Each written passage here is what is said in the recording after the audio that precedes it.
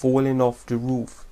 The phenomena of the pattern known as falling off the roof could be described as that if price gets above resistance but fails to hold a new high, it is going down again. And on the image I am showing you where it says sell, that is the point where you have to sell, and where it says target down here, that is the point where you will get your profit. And to make this even easier, I will now show you a little simulation of this with candles.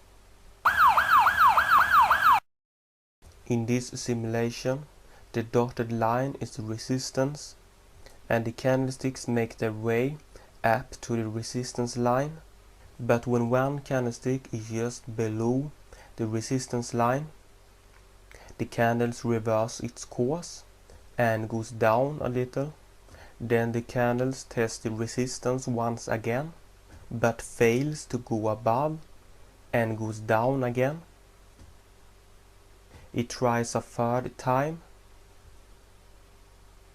and the following candlestick pokes its head above the resistance line, but it doesn't manage to hold above the resistance line and goes down again. When this following candlestick successfully has closed below the resistance line, it is time for you to get into the trade. With other words, it is time to sell. And then you could take your profit where it says target, which is the latest blue.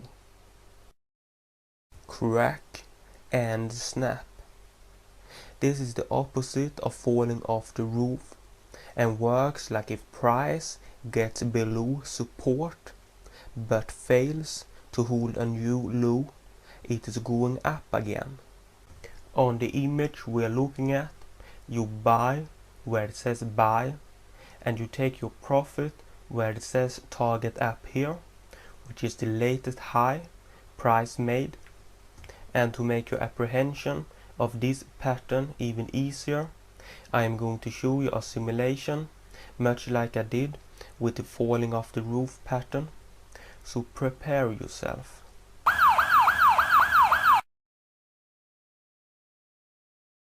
This time the dotted line is support.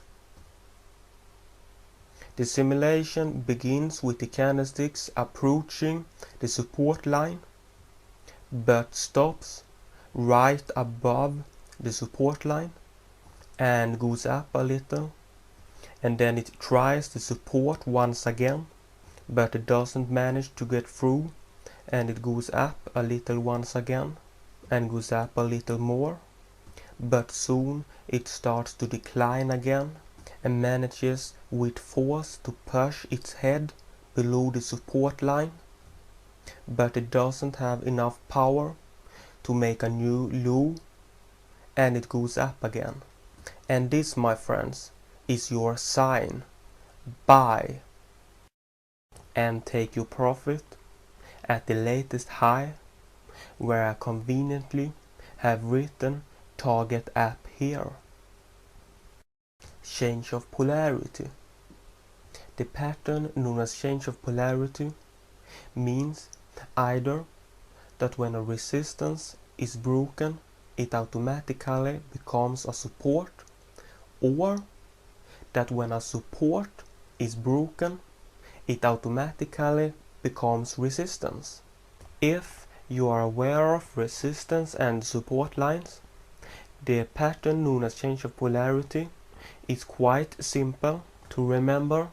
Just make a note about that if price gets above the resistance, that price level automatically is now a support, or if price gets below support, it automatically turns to a resistance level.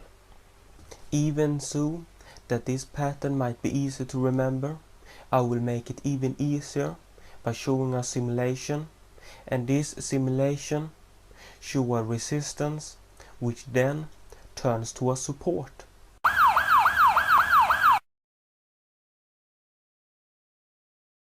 The simulation begins with candlesticks moving up to the resistance, but stopping at the resistance line and moves down 2 candlesticks.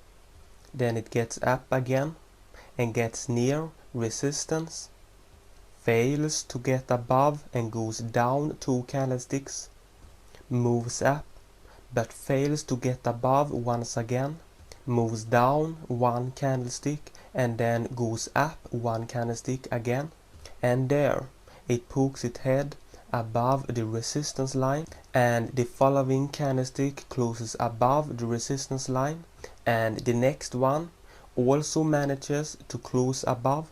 Then it starts to decline a little again, but when it gets to the former resistance line, it stops. It can't get through and it moves up again. The resistance has become support. Head and shoulder. This pattern usually encompasses much price action over a long period of time, and it is composed of one highest high in the middle, and beside it to the left and right lower highs, and the highest high in the middle is called the head, and the lower highs at the sides are called the left shoulder and the right shoulder. And you should sell when the price action on the right shoulder reaches below the dotted neckline. Since this is one of the harder patterns to understand and to explain, I am going to show you a simulation of it so you understand it fully.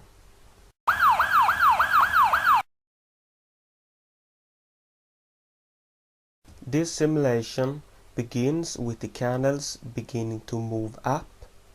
1 candle, 2 candle, 3 candles, and it stops at 4 candles and reverses, going down 2 candles, then moves up 1 candle, and now you could see that it has made a little high at the top here to the left, and this little top is the left shoulder.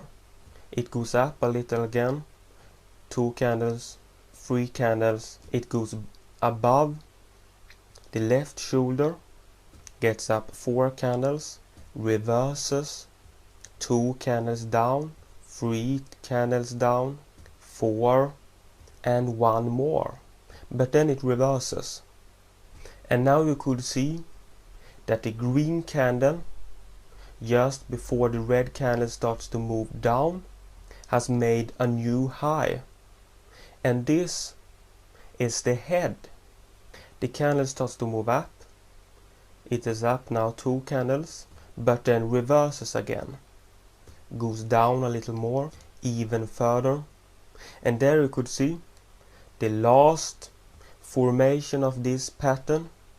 The right shoulder has emerged, and when this candlestick started to form and got below the dotted neckline, this was your signal to sell. Be aware of that this simulation was just used as an example, and that the number of candlesticks of the head and shoulder pattern does not need to match the exact number of candles used in this example. The only thing needed for a head and shoulder pattern is that there is a higher high and to the left and right sides lower highs. Also note that the left and right shoulders doesn't need to match each other in height exactly, and that the neckline isn't always a completely straight line.